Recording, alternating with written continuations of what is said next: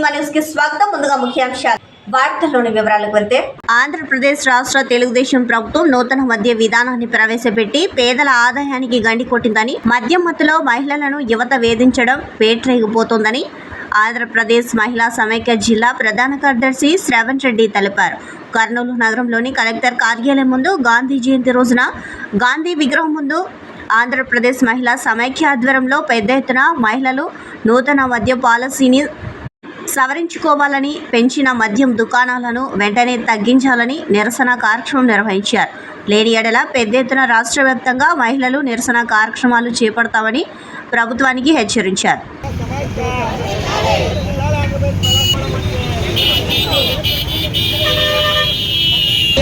రాష్ట్ర పిలుపులో భాగంగా సంపూర్ణ మద్యపాన నిషేధాన్ని కోరుతూ ఈ నూతన మద్యం పాలసీకి వ్యతిరేకంగా మేము మహిళా సమైక్యగా పోరాటం చేస్తాము.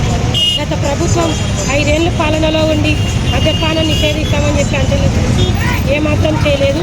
కాబట్టి జనాలు బుద్ధి చెప్పి ఆ ప్రభుత్వాన్ని గద్దెదించినారు. కళ్ళబొల్లి మాటలు చెప్పినటువంటి టీడీపీ ప్రభుత్వం లేకొచ్చింది. ఈ ప్రభుత్వమైన మద్యపానాన్ని నిషేధించకుండా మళ్ళీ నూతన మద్యం పాలసీని తెచ్చి మన ప్రాణాలతో ఆడుకునే విధంగా తక్కువ రేట్లకు అమ్ముతూ, అట్లాగే కొత్త షాపులు కర్నూలులో ఉన్న షాపులు కాదని నాకు తెలిసిన సమాచారం మేరకు 80 నుంచి 90 షాపులు కొత్తగా వస్తున్నాయి కర్నూలులో. కాబట్టి ఈ షాపులన్నింటినీ తగ్గించి నూతన మద్యం పాలసీలు సవరించి రద్దు చేయాలని, వీలైతే మద్యపానాన్ని అంచెలంచెలుగా నిషేధించాలని మేము మహిళా సమైక్యగా డిమాండ్ చేస్తాం. నా పేరు పి. శ్రావణ్ రెడ్డి, ఏపీ మహిళా సమైక్య జిల్లా ప్రధాన కార్యదర్శి. కర్నూలులో స్థానిక డాక్టర్ బ్రహ్మారెడ్డి కాన్ఫరెన్స్ హాల్ నందు డిఎస్ఎఫ్ ఆధ్వర్యంలో విలేకరుల సమావేశం నిర్వహించడం జరిగింది. ఈ సందర్భంగా డిఎస్ఎఫ్ రాష్ట్ర అధ్యక్షులు మహేంద్ర నాయుడు మాట్లాడుతూ, కడప ఇంటర్మీడియట్ ఆర్జీడీఎస్ రవినాయక్ ఇంటర్మీడియట్ కమిషనర్కి తెలియకుండా ఇటీవల కాలంలో 200 మంది జూనియర్, సీనియర్ అసిస్టెంట్ టైపిస్టులకు, లైబ్రరీ కాంట్రాక్ట్ లెక్చరర్స్కు ప్రమోషన్ల బదిలీలలో అవినీతి కేరాఫ్గా మారి ఇంటర్మీడియట్ విద్యా వ్యవస్థను నాశనం చేస్తున్నారని, అలాగే కొంతమంది బోర్డు అధికారులు అండతో ఇష్టారాజ్యంగా వ్యవహరిస్తున్నారని, కాంట్రాక్టు ఉద్యోగులకు వారికి అనుకూలమైన స్థలాలకు బదిలీ చేపట్టే విషయంలో జిల్లాల వారీగా కొంతమంది కాంట్రాక్టర్లు ఉద్యోగాలను బినామీలుగా చేసుకుని ఒక్కొక్క వ్యక్తికి దగ్గర ₹1,00,000 నుండి ₹2,00,000 వరకు డిమాండ్ చేస్తూ వసూలు చేయడం జరిగింది. ఇటువంటి ఆర్జీడీని తక్షణమే సస్పెండ్ చేసి సిఐడితో విచారణ జరిపించి నిజాలను నిగ్గు తేల్చాలని, ఇతనిపై ఖచ్చితంగా చర్యలు తీసుకోవాలని డిమాండ్ చేశారు. దాదాపుగా 200 మంది కాంట్రాక్టుకు సంబంధించినటువంటి ఉద్యోగులను బదిలీ చేయడం జరిగింది ఆర్జేడీ గారు. ఎటువంటి నియమ నిబంధనలు లేకపోయినా బోర్డు నియమ నిబంధనలను కానీ, బోర్డు ఆదేశాలను కానీ పాటించకుండా ఇష్టారాజ్యంగా వ్యవహరించి ధనార్జనే ధ్యేయంగా ఇంటర్మీడియట్ వ్యవస్థను భ్రష్టు పట్టించిన దాంట్లో ఆర్జేడీ గారు కుట్ర పన్నినారు. అలాగే 12-15 సంవత్సరాల నుంచి రాయలసీమ 4th జోన్లో పనిచేస్తున్నటువంటి కాంట్రాక్టు లెక్చర్స్ను బదిలీ చేసేటువంటి ప్రక్రియలో 1,00,000 నుంచి 2,00,000 దాకా డబ్బులు వసూలు చేసి అవినీతికి పాల్పడ్డారు. ముఖ్యంగా రాయలసీమ 4th జోన్లో కొంతమంది బినామీలను పెట్టుకున్నారు. కాంట్రాక్ట్ లెక్చర్స్ని పెట్టుకొని డబ్బును 2 కోట్ల దాకా దోచుకొని ఇంటర్మీడియట్ వ్యవస్థను భ్రష్టు పట్టించేటువంటి మొదటి వ్యక్తి ఎవరైనా ఉన్నారంటే అది ఆర్జేడీ మాత్రమే అని చెప్పి ఈ సందర్భంగా తెలియజేస్తూ ఉన్నా. నాన్ టీచింగ్ పోస్టులు, జూనియర్ అసిస్టెంట్ పోస్టులు, లైబ్రరీ పోస్టులు బదిలీలోన వీళ్ళకి ఎక్కడ కోరితే అక్కడ వేయడానికి, జిల్లా సెంటర్స్లోకి వేయడానికి ఒక రేటు కేటాయించి బోర్డుకు కూడా తెలియకుండా వాళ్ళ జీవితాలతో చెలగాటమాడుతూ ఉన్నారు. వాళ్ళ అవసరాన్ని ఆసరగా తీసుకొని డబ్బులు వసూలు చేస్తూ ఉన్నారు.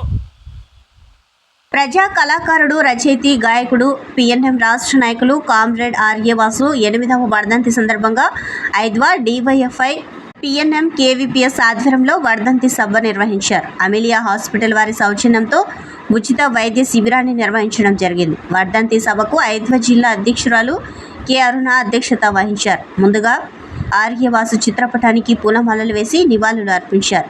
ప్రజా నాట్య మండలి కళాకారులు వాసు రాసిన పాటలను వాసుకు నివాళులు అర్పిస్తూ పాటలను ఆలపించారు.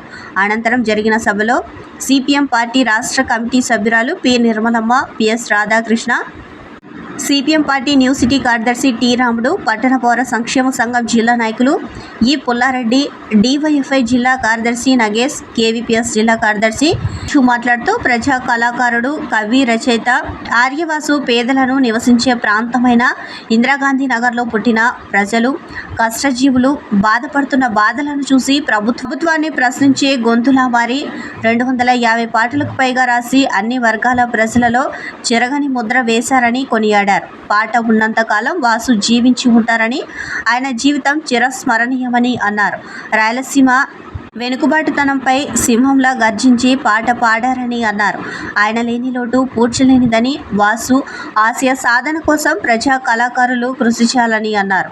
ఈ కార్యక్రమంలో పిఎన్ఎం జిల్లా నాయకురాలు Arya Sujatha, M Lokesh, Bathukanna, Balayya, CPM party old city కార్యదర్శి ఎం రాజశేఖర్, రజక సంఘం జిల్లా కార్యదర్శి గురుశేఖర్, శేషాద్రి, సిఐటియు నగర అధ్యక్ష కార్యదర్శులు R Narasimhulu, CH Saibaba, K Sudhakarappa, KVPS నగర కార్యదర్శి ఎం భాస్కర్, ఐదవ నాయకురాలు M Kumari, PS Sujatha, Sri Lakshmi, Parveen, Padma, DYFI నాయకులు శిరీష, హుషేన్ బాషా, శంకర్, విక్రమ్, రోసయ్య, క్యాంప్ మేనేజర్లు వరప్రసాద్, ప్రాణేష్, అమిలియా హాస్పిటల్ సిబ్బంది పాల్గొన్నారు.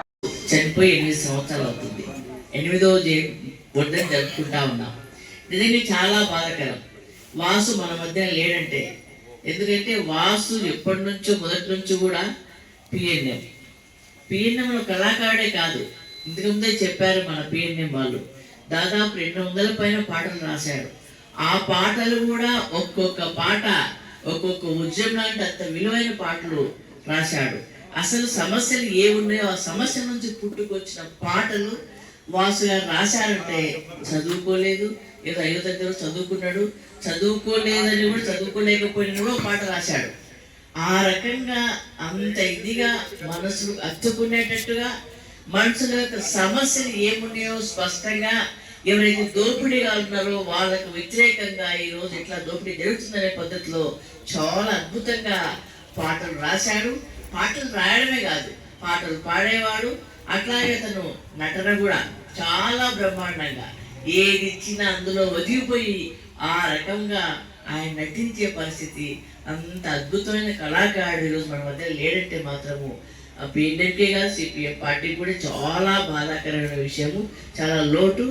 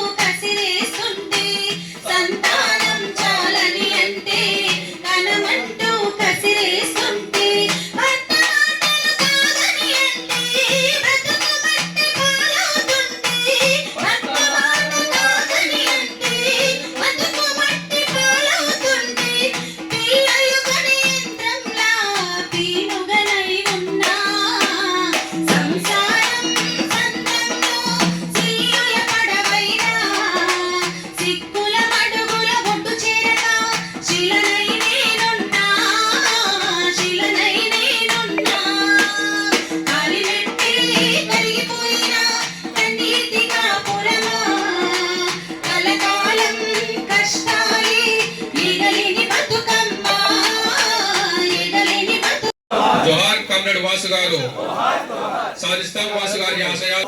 జోహార్ కామ్రేడ్ వాసు గారు, జోహార్ కామ్రేడ్ వాసు గారికి.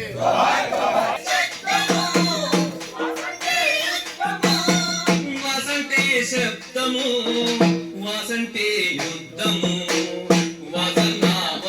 మహాత్మా గాంధీ ఆశయాలను ప్రతి ఒక్కరూ పాటించాలని కర్నూలుకు చెందిన ప్రముఖ గ్యాస్ట్రోఎంట్రాలజీ వైద్యులు శంకర్ శర్మ కోరారు. గాయత్రి ఎస్టేట్లోని డాక్టర్ శంకర్ శర్మ క్లినిక్లో గాంధీ జయంతి, లాల్ బహదూర్ శాస్త్రి జయంతి వేడుకలను ఘనంగా నిర్వహించారు. గాంధీజీ, లాల్ బహదూర్ శాస్త్రి చిత్రపటాలకు డాక్టర్ శంకర్ శర్మ పూలమాలలు వేసి నివాళులు అర్పించారు. ఈ సందర్భంగా ఆయన మాట్లాడుతూ అక్టోబర్ 2వ తేదీని మహాపర్వదినంగా పాటించాలని అన్నారు. మహాత్మా గాంధీ దేశం కోసం తన జీవితాన్ని త్యాగం చేసిన గొప్ప వ్యక్తి అని కొనియాడారు.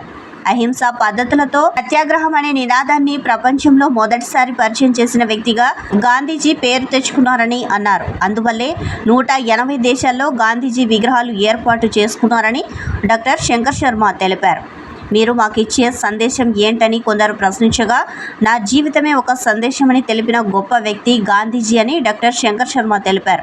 మహాత్మా గాంధీ భారతదేశంలో పుట్టినందుకు మనం గర్వపడాలని అన్నారు. గాంధీ జయంతితో పాటు మాజీ ప్రధానమంత్రి లాల్ బహదూర్ శాస్త్రి జయంతి కూడా ప్రజలందరూ జరుపుకోవాలని కోరారు. లాల్ బహదూర్ శాస్త్రి సేవలను ఆయన కొనియాడారు. గాంధీ గారు ఈ భూమి మీద జన్మించిన రోజు, అదేవిధంగా ఆ మహనీయునితో పాటు మనము ఇంకొకరి జయంతి కూడా చేసుకోవాల్సిన అవసరం చాలా ఉంది. ఆయన శ్రీ లాల్ బహదూర్ శాస్త్రి గారు. మహాత్మా గాంధీ గారు తన జీవితాన్ని, సర్వస్వాన్ని మన దేశం కోసం అంకితం చేసి ఆయన జాతిపిత, మహాత్ముడు అనే పేరు తెచ్చుకున్నాడు. కేవలము అహింసా పద్ధతులలో సత్యాగ్రహం అనే ఒక కొత్త విధానాన్ని, ఒరవడిని ప్రపంచంలో మొట్టమొదటిసారిగా ఇంట్రడ్యూస్ చేసి బానిస శృంఖలాల నుంచి ఒక దేశ ప్రజలను ఎలా విడిపించాలనో ప్రపంచానికి చూపించిన మహనీయుడు. అందుకే 180 కంట్రీస్లో ఆయన విగ్రహాన్ని, మహాత్మా గాంధీ విగ్రహాన్ని పెట్టినారు.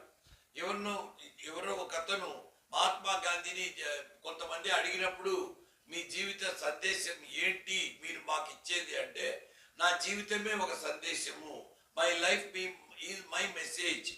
అలా ఒక్కరు కూడా ఈ ప్రపంచంలో చెప్పలేరు. అలా చెప్పగలిగినాడు. మై ఎక్స్పెరిమెంట్స్ విత్ ట్రూత్ అని. అంటే సత్యాన్ని ఆచరించడం అనేది ఎంత కష్టమో మనం సత్యహరిశ్చంద్రుని చరిత్రలో తెలుసుకోవచ్చు. బట్ అటువంటి సత్యహరిశ్చంద్రుడు మహాత్మా గాంధీ ఉండినాడు. మన మధ్యనే, మన దేశంలోనే అటువంటి గొప్ప వ్యక్తి జన్మించినాడు అని మనము భుజాలు ఎత్తుకొని, గర్వంగా తల ఎత్తుకొని చెప్పే అవకాశము ఆయన మహాత్మా గాంధీ మనకి ఈరోజు కల్పించారు. ఎంటైర్ భారతదేశం, కాశ్మీర్ టు కన్యాకుమారి, అన్ని కులాల వాళ్ళు, అన్ని మతాల వాళ్ళు, అన్ని ప్రాంతాల వాళ్ళు, అన్ని జాతుల వాళ్ళు, అన్ని తెగల వాళ్ళు, అన్ని భాషల వాళ్ళు మహాత్మా గాంధీని ఈరోజు గుర్తు చేసుకోవాలి. అదేవిధంగా లాల్ బహదూర్ శాస్త్రి గారు తన జీవితాన్ని త్యాగం చేసినారు. ఆయన నిబద్ధతకు, ఆయన యొక్క ఆనెస్టీకి, నిజాయితీకి ఆయన నిరూటద్దము. అటువంటి వ్యక్తి మన దేశం కోసము పోరాటం చేసి జైలు జీవితం కూడా గడిపినాడు. ఆయన కొద్దికాలం ప్రైమ్ మినిస్టర్గా కూడా ఉండినారు. సో ఈ ఇద్దరి మహనీయులు అంటే కేవలము ఈరోజు చాలామంది గాంధీ జయంతి అనుకుంటారు. గాంధీ గారి పక్కన లాల్ బహదూర్ శాస్త్రిని కూడా ఉంచి ఆయన జయంతిని కూడా జరుపుకోవాలని, ప్రజలు ఈరోజు ఇద్దరిని గుర్తు చేసుకోవాలనే విధంగా నేను ఒక కొత్త పద్ధతిలో మహాత్మా గాంధీని గారిని మరియు లాల్ బహదూర్ శాస్త్రి గారిని ఇక్కడ ఉంచి వాళ్ళను సంస్మరణ చేసుకోవడము, వాళ్ళని గుర్తు చేసుకోవడం జరిగింది. వాళ్ళు అటువంటి కేతవరం నుండి గార్గీపురం ప్రధాన రహదారి వెంట పరిశ్రమల నీటి అవసరాల కోసం తవ్విన పైప్ లైన్ గుంతలను త్వరగా పూడ్చాలని, ఆ గుంతలో పడి చనిపోయిన రైతు ఆవుకు నష్టపరిహారం చెల్లించాలని కేతవరం గ్రామస్తులు డిమాండ్ చేశారు. ఈ సందర్భంగా వారు మాట్లాడుతూ 2 నెలల క్రితం ఓర్వకల్ మండలంలోని జయరాజ్ ఇస్పాత్ వంటి పరిశ్రమలో నీటి కోసమని, పైప్ లైన్ల కోసమని కేతవరం గార్గీపురం ప్రధాన రహదారి వెంట భారీ గుంతలను తవ్వారని, వాటిని పూడ్చకుండా కాంట్రాక్టర్ వదిలేశాడని, దానితో వర్షాలకు ఈ భారీ గుంతలు నీటిలో నిండిపోయి కేతవరం గ్రామానికి చెందిన జి రంగస్వామి రైతు సుమారు 8,000 రూపాయలు చేసే ఆవు ఆ గుంతలో పడి మృతి చెందిందని అన్నారు.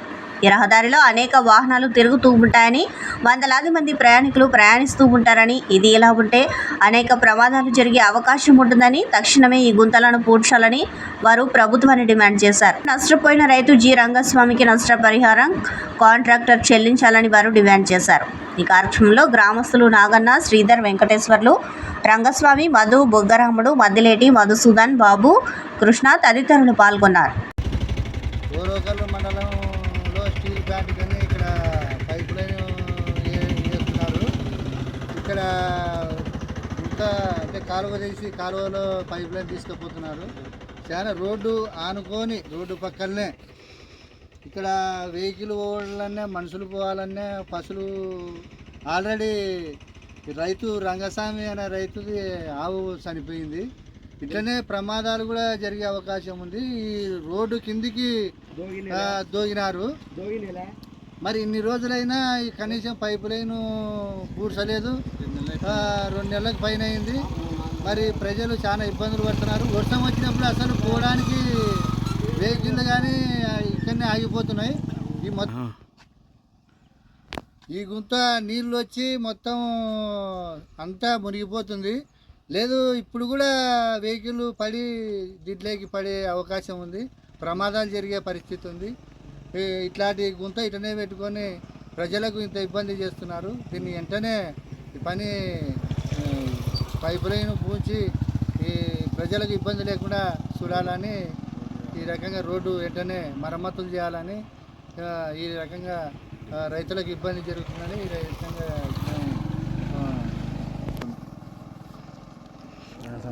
ఈడ రස්සకి ఇబ్బంది అయ్యి ఈడ నీళ్లు ఆగి చాలా ఇబ్బందికరంగా ఉండి మా ఆవు, మాది కేతవరము, రంగస్వామి కేతవరం ఆవు చనిపోయి ఇబ్బంది కూర్చుందయి పడి 1 నెల రోజులైంది. ఇంతవరకు కోలుకలేక డాక్టర్తో చూపించి సూదులు అವೆಲ್ಲ చేయించినాము. 80,000 చేస్తుంది. మాది ఆవు ఒంగోలు ఆవు. అది చాలా ఘోరంగా ఇబ్బంది పడి నశించి చనిపోయింది. 25వ తారీఖు చనిపోయింది. ఈ గుంతల పడి చనిపోయింది. దాన్ని నష్టం ఖచ్చితంగా మీరు ఏం చేస్తారో మాకు ఆదుకొని చేయాల్సిందే. లేకపోతే మేము పెద్దగా ఎత్తున చేయాల్సింది వస్తుంది. మాకు చాలా ఘోరంగా జరిగిపోయింది. దాన్ని రసాలంగా కొంతమంది నీళ్ళలో పడి కూడా ఇబ్బంది పడి ఆటోలు కానీ ట్రాక్టర్లు మనుషులు చాలా ఇబ్బంది పడుతున్నారు. దాంట్లో మా ఆవు కనీసం ఏం లేకుండా ఇట్లా నశించి తీసినాము. దాంట్లో నుండి అంతా తాళ్ళు వేసి అన్నీ వేసి మనుషులను తోలుకొచ్చి పైకి పెరుక్కున్నాము. ఇబ్బంది పడి చనిపోయింది. దాన్ని కట్టియాల్సిందే ఖచ్చితంగా మేము అని కోరుతున్నాము. ఇది ఇక్కడ కేతవరం గారేపురం మధ్యలో ఓరకల్లు పరిశ్రమల కొరకు స్టీల్ ప్లాంట్ కొరకు వాటర్ తీసుకుపోతున్నారు ఇక్కడ పైప్ లైన్ ద్వారా.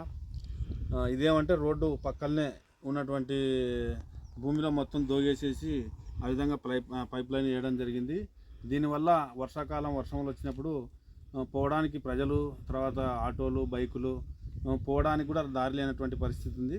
దీని ద్వారా దీంట్లో పడి ప్రమాదశాత్తు చాలామంది ఇబ్బంది పడేటువంటి ప్రమాదం కూడా ఉంది. అట్లే మొన్ననే రైతుకు సంబంధించినటువంటి ఆవు కూడా చనిపోయినటువంటి పరిస్థితి ఉంది. కాబట్టి తక్షణమే ఇక్కడ ఉన్నటువంటి ప్రభుత్వ అధికారులు కానీ, ఇక్కడ ఈ కాంట్రాక్ట్ తీసుకున్నటువంటి కాంట్రాక్టర్ కానీ తక్షణమే ఈ బూడ్చి తండ్రులు వయోవృద్ధుల రక్షణ పోషణ చట్టం సద్వినియోగం చేసుకోవాలని, సమాజంలో ఉమ్మడి కుటుంబాలు కనుమరుగవుతున్నాయని, ఇల్లు ఆస్తులు పంపకాలలో కలతలు పెరగడం బాధాకరమని కార్మిక శాఖ అసిస్టెంట్ లేబర్ కమిషనర్ సాంబశివ తెలిపారు. కర్నూలు నగరంలోని 48వ వార్డు రోజా వీధిలో అంతర్జాతీయ వృద్ధుల దినోత్సవం సందర్భంగా వృద్ధులకు 2007 తల్లిదండ్రుల వయోవృద్ధుల రక్షణ పోషణ చట్టంపై అవగాహన కార్యక్రమం రోజా వీధి 124వ సచివాలయం వాలంటరీ మీసాల సుమలత ఆధ్వర్యంలో జరిగింది. ఈ సందర్భంగా కార్మిక శాఖ అసిస్టెంట్ లేబర్ కమిషనర్ సాంబశివ మాట్లాడుతూ 2007 తల్లిదండ్రుల వయోవృద్ధుల రక్షణ పోషణ చట్టం కేంద్ర ప్రభుత్వం తీసుకువచ్చిందని, 2011 నియమావళితో వయోవృద్ధుల ధన ప్రాణాలకు రక్షణ కల్పించేందుకు సమూల మార్పులు తీసుకురావాల్సిన అవసరం ఎంతైనా ఉందని అన్నారు. సమాజంలోని ప్రతి ఒక్కరూ నేర్పుతో పెద్ద మనసుతో మసులుకోవలసిన అవసరం ఎంతైనా ఉందని అన్నారు. పిల్లలు తమ ఉన్నతికి కారకులైన తల్లిదండ్రుల పట్ల బిడ్డలు బాధ్యత వహించాలని అన్నారు. ఈ కార్యక్రమంలో ఆంజనేయులు, నాగప్ప, నాగన్న, శాలుమియ, నారాయణమ్మ, కర్రమ్మ, శేషమ్మ తదితరులు పాల్గొన్నారు. ఆ నామస్మరణ అనేటటువంటి చాలా అవసరం కాబట్టి వృద్ధులు ప్రతి ఒక్కరు కూడా వీలైన సమయాన్ని వయసు అయిపోయిన తర్వాత ఏమైనా సరే కాస్త ఎక్కువ సమయం ఉంటుంది కాబట్టి భగవన్ నామాన్ని ఎక్కువ అనుకుంటూ ఉండాలి. వేరే వ్యాపకాల కంటే కూడా ఎక్కువ అవకాశం హ్యాపీగా భగవన్నామ స్మరణ మర్చిపోకూడదు. అంటే మీరు నమ్మినటువంటి దేవుణ్ణి ఎవరైతే ఉంటారో ఏ రూపాన్నైనా పర్వాలేదు, ఆ రూపాన్ని తీసుకొని ఉదయం లేచింది మొదలు ఉదయం లేస్తూనే కనీసం ఒకసారైనా, తర్వాత పడుకునేందుకు నిద్రపోయే ముందర ఒకసారైనా సరే అణగారిన సామాజిక తరగతుల హక్కుల కోసం, ఆత్మగౌరవం కోసం సమరశీల ఐక్య ఉద్యమాలు నిర్వహిద్దామని కేవీపీఎస్ జిల్లా ప్రధాన కార్యదర్శి ఎండి ఆనంద్ బాబు పిలుపునిచ్చారు. మంగళవారం మంత్రాలయ మండల పరిధిలోని మాధవరం గ్రామంలో కేవీపీఎస్గా ఏర్పాటు చేసిన ఆనంద్ బాబుతో జెండా ఆవిష్కరణ కార్యక్రమాన్ని నిర్వహించారు. కేవీపీఎస్ మండల సహాయ కార్యదర్శి సురేష్ అధ్యక్షతన జరిగిన జెండా ఆవిష్కరణ కార్యక్రమాన్ని ఉద్దేశించి సంఘం జిల్లా ప్రధాన కార్యదర్శి ఎండి ఆనంద్ బాబు, జిల్లా ఉపాధ్యక్షులు హెచ్ జయరాజు, మండల కార్యదర్శి జి అంజీ మాట్లాడారు. ఈ సందర్భంగా వారు మాట్లాడుతూ ఈ రోజుతో మొదలైన కేవీపీఎస్ పతాక ఆవిష్కరణ కార్యక్రమం అక్టోబర్ 10 దాకా రాష్ట్ర వ్యాప్తంగా కొనసాగుతుందని అన్నారు. పర్మనెంట్ పోల్ ఏర్పాటు చేసుకుని జెండా ఎగురవేయడం అంటేనే ఆ ప్రాంత ప్రజల సమస్యలను దత్తత తీసుకోవడమేనని అన్నారు. మాధవరం కేవీపీఎస్ గ్రామ నాయకులంతా కేవీపీఎస్ ఉద్యమ పోరాట స్ఫూర్తిని కొనసాగించాలని అన్నారు. ఇప్పటికే మీరు నిర్వహించిన పోరాట ఫలితంగా గ్రామంలో మంచినీటి పైప్ లైన్ను వేయించడం అభినందనీయమని అన్నారు. పైప్ లైన్ ద్వారా ప్రజలకు నీళ్లు వచ్చేదాకా కృషి చేయాలని అన్నారు. 26 సంవత్సరాల కేవీపీఎస్ ఉద్యమ ప్రస్థానంలో నేటికి కొనసాగుతున్న అంటరానితనంపై వందలాది ప్రతిఘటన కార్యక్రమాలు నిర్వహించడంతో పాటు SC/ST కమిషన్, శ్మశాన స్థలాల జీవో 1235, SC/ST సబ్ ప్లాన్ చట్టం, 200 యూనిట్ల వరకు ఉచిత విద్యుత్, డప్పు గుర్తింపు, పెన్షన్, చర్మకారుల పెన్షన్ లాంటి మహత్తర విజయాలను సాధించామని అన్నారు. ఎన్ని సాధించినా నేటికి దళితులపై జరుగుతున్న దౌర్జన్య కాండ మాత్రం ఆగడం లేదని అన్నారు. దళితుల సామాజిక, ఆర్థిక, రాజకీయ హక్కుల కోసం సామాజిక తరగతులందరినీ ఐక్యం చేసి ఉద్యమాలు నిర్వహించాలని వారు పిలుపునిచ్చారు. ఈ కార్యక్రమంలో కేవీపీఎస్ మండల అధ్యక్షులు ఈరన్న, ఉపాధ్యక్షులు మారప్ప, సహాయక కార్యదర్శులు చెట్నహల్లి రాజు, ఆంధ్రయ్య, కేవీపీఎస్ మాధవరం గ్రామ అధ్యక్ష కార్యదర్శులు తలమారి నడిపి తిక్కన్న, మేకల చిన్న ఆంజనేయులు, గ్రామ ఉపాధ్యక్షులు రామచంద్ర, హనుమంతు, కమిటీ సభ్యులు ఇజ్రాయేలు, దేవ, ఏలేష, దేవపుత్ర, ఏలియా, ఆదాము, లాజారు, ఆరోని, కొమ్ము, ఆనంద్, లారెన్స్, ప్రభాకర్, జీవ, చింటూ, సల్మాన్, అశోక్, షడ్రక్, బాలరాజు తదితరులు పాల్గొన్నారు. మిత్రులు, గ్రామస్తులు అందరికీ కూడా కుల వివక్ష వ్యతిరేక పోరాట సంఘం జిల్లా కమిటీ తరఫున సామాజిక ఉద్యమ నమస్కారాలు తెలియజేస్తా ఉన్నాను.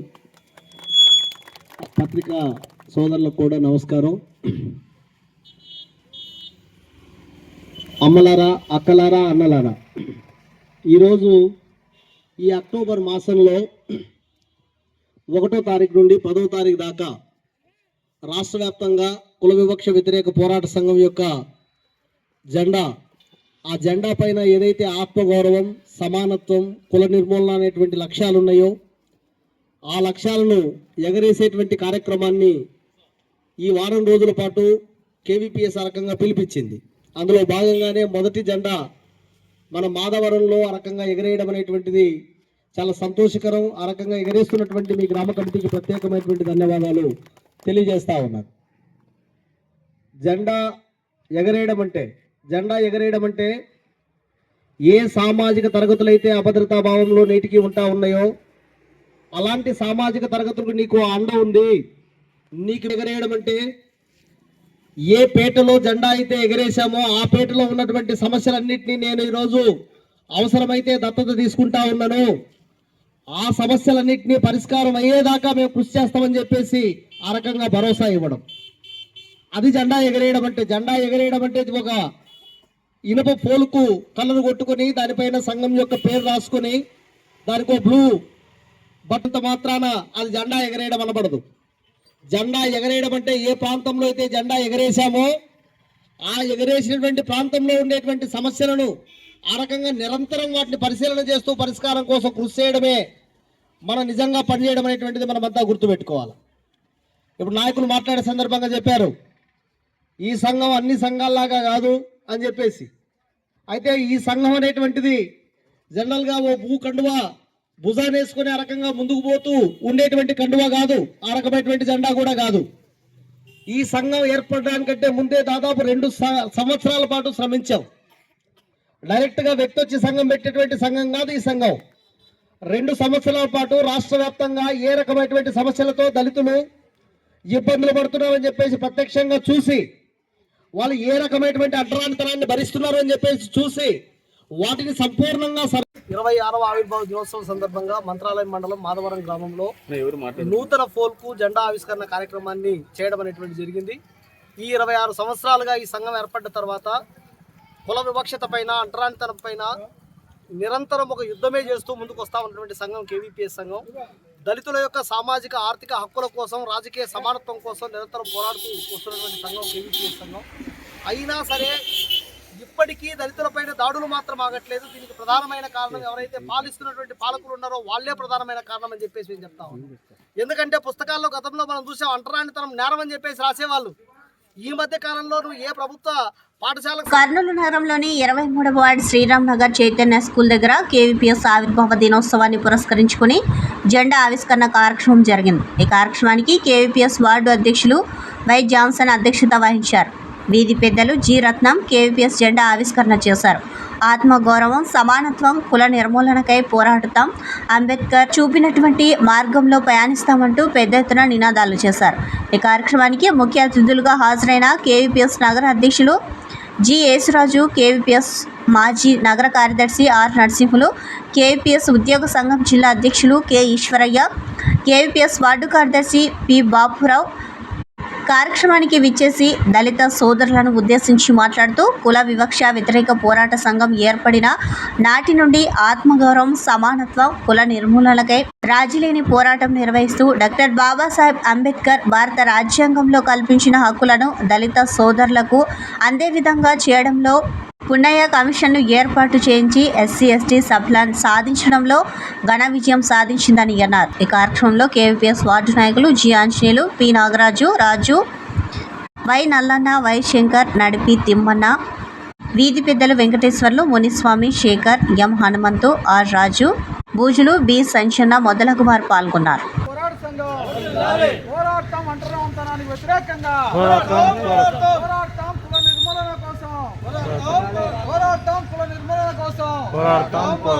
వర్ధిల్లాలి కులవివక్ష వ్యతిరేక పోరాట సంఘం, వర్ధిల్లాలి కులవివక్ష వ్యతిరేక పోరాట సంఘం.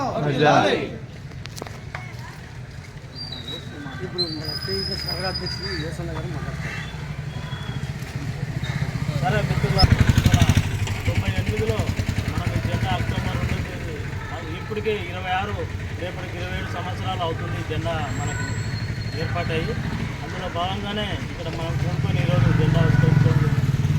75 ఏళ్ళు స్వతంత్రం వచ్చి మనకు పాలించిన పాలకులు నేటికి కూడా గ్రామాలకే పరిమితమైంది అనుకున్నాం. కానీ అంటరాంతరం ఇప్పుడు పట్టణాల ప్రాంతంలో కూడా అంటరాంతరం కనరాకుండా ఏర్పడుతుందని చెప్పేసి మీకు గుర్తు చేస్తున్నాం మిత్రులారా. ఎందుకంటే అనేక చోట్ల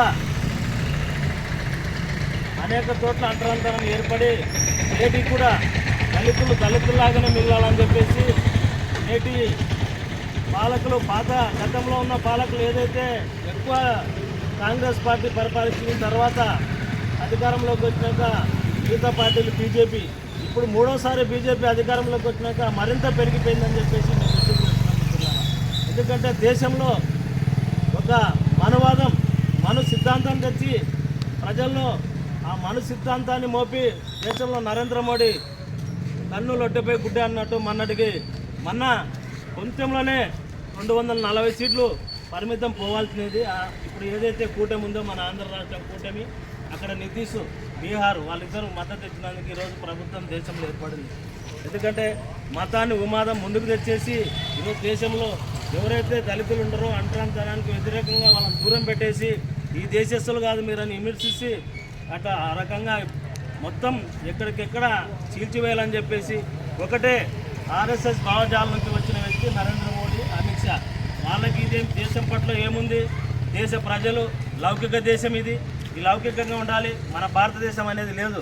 ఒకటి వాళ్ళ దృష్టి ఏమంటే hospital superintendent doctor C Prabhakar Reddy మాట్లాడుతూ కర్నూలు ప్రభుత్వ సర్వజన వైద్యశాలలో అమెరికాలోని చికాగోలో నివసించే 1962, 1963 బ్యాచ్కు చెందిన కర్నూలు మెడికల్ కళాశాల పూర్వ విద్యార్థులు కృష్ణారెడ్డి మరియు అరుణ దంపతులు తమ మాతృమూర్తి పెన్నబడి గంగులమ్మ జ్ఞాపకార్థం 30 లక్షల విలువైన వివిధ ఎక్విప్మెంట్స్ను ప్రభుత్వ సర్వజన హాస్పిటల్కు కర్నూలుకు విరాళంగా ఇచ్చారని అన్నారు. అందులో భాగంగా ఈరోజు గైనిక్ డిపార్ట్మెంట్లో విలువైన వైద్య పరికరాలు BT 350 సిటీజీ మానిటర్స్ 2 మరియు ఓటీ టేబుల్స్లను ఈరోజు గైనిక్ డిపార్ట్మెంట్లో ప్రారంభించినట్లు తెలియజేశారు. హాస్పిటల్ సిటీజీ మానిటర్స్ ద్వారా గర్భవతులకు కాన్పు సమయంలో శిశువు గుండె పనితీరు, గుండె రేటును కంటిన్యూగా మానిటరింగ్ చేయడం వలన హైరిస్క్ కేసెస్లో డెలివరీకి ఉపయోగించి మెర్టాలిటీ రేటు తగ్గించడానికి ఈ వైద్య పరికరం చాలా ఉపయోగపడనున్నట్లు తెలియజేశారు. ఓటీ టేబుల్ ద్వారా ల్యాప్రోస్కోపీ చేసేటప్పుడు వివిధ పొజిషన్లకు ఉపయోగించడం వల్ల పేషెంట్కు సంబంధించిన క్లిష్టమైన కేసులు చేయడానికి మోడర్న్ ఓటీ టేబుల్ చాలా ఉపయోగపడనున్నట్లు తెలిపారు. త్వరలోనే ఇన్ఫినిటీ విభాగం అందుబాటులోకి రానున్నట్లు తెలిపారు. త్వరలో ఆన్ టేబుల్ అల్ట్రాసౌండ్ మిషన్ కూడా అందుబాటులోకి రానున్నట్లు తెలియజేశారు. గైనిక్ విభాగానికి అత్యాధునిక వైద్య పరికరాలు అందజేసిన హాస్పిటల్ సూపరింటెండెంట్కి గైనిక్ విభాగపు వైద్యులు కృతజ్ఞతలు తెలియజేశారు. ఈ కార్యక్రమానికి గైనిక్ విభాగపు హెచ్ఓడి డాక్టర్ శ్రీలక్ష్మి, గైనిక్ విభాగపు వైద్యులు doctor Savitri, doctor Srilatha, deputy CSRMO doctor Hemamalini, deputy civil surgeon doctor Venkataramana, gynaec విభాగపు వైద్యులు తదితరులు పాల్గొన్నట్లు హాస్పిటల్ సూపరింటెండెంట్ ప్రభాకర్ రెడ్డి తెలిపారు. పాత టేబుల్స్ ఉండడం వల్ల ఇది హెడ్ డౌన్, హెడ్ అప్ కావడము చాలా ఇబ్బందిగా ఉందని చెప్తే వాళ్ళ కోసము ఒక సపరేట్గా ఒక టేబుల్ కూడా కొనడం జరిగింది. ఈ 2 మిషన్లు కూడా వాళ్ళకి చాలా ఉపయోగపడతాయి. ఇంతేకాకుండా ఇక ఒక వారం 10 రోజుల్లో అల్ట్రాసౌండ్ మిషన్ కూడా వస్తుంది. దాంతో ఇన్ఫర్టిలిటీ క్లినిక్ కావాల్సినటువన్నీ కూడా వీళ్ళకు ఉంటాయి. దీనివల్ల ఒక కొత్తగా ఇన్ఫర్టిలిటీ విభాగం అనేది కూడా మనం ఓపీ స్టార్ట్ చేద్దాము అని మేడం గారు చెప్పినారు. దానికి ఇంకా ఏమేమి కావాలో కూడా మా వైపు నుంచి సహకారం అందిస్తాము. ఈ వార్తలు ఇంతటితో సమాప్తం. నమస్కారం.